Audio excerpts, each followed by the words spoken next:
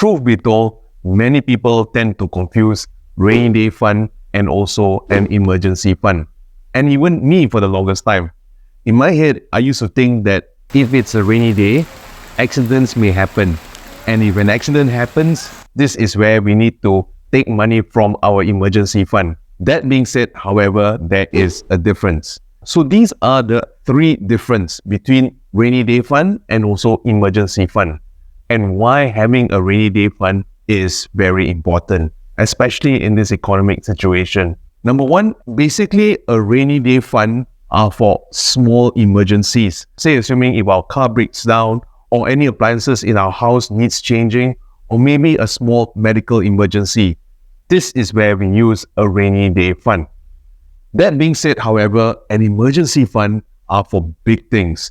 And the example of this could be maybe a major surgery or a big hospital bill. And the second thing is maybe a job loss. And as we know, more and more is getting very, very common. The second difference between these two is the size of the fund. For a rainy day fund, it can be a smaller amount, while the emergency fund has to be a bigger amount.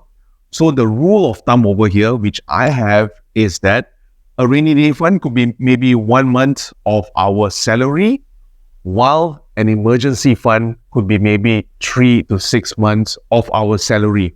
And why the differences in the sizes?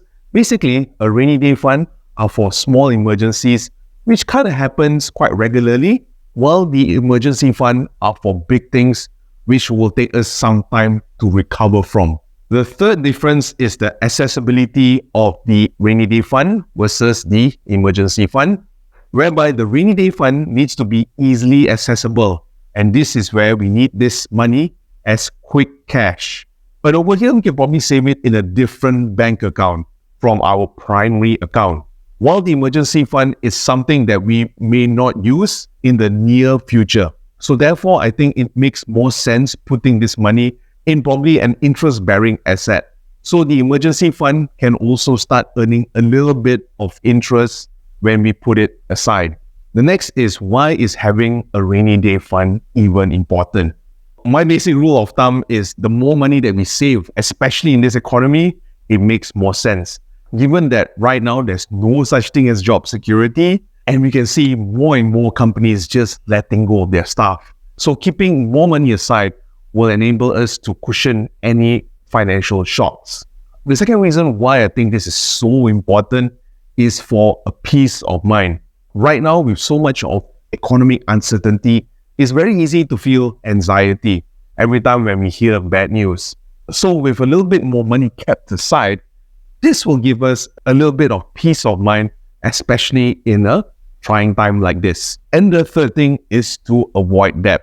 I think this is so important. Quite recently, I had a couple of calls with my credit card companies, and to my surprise, the cost of even borrowing from the credit card is relatively high. Sometimes it could be between 18 and above percentage. And that to me is very, very, very expensive. So to summarize it all, the more that we keep aside, the better.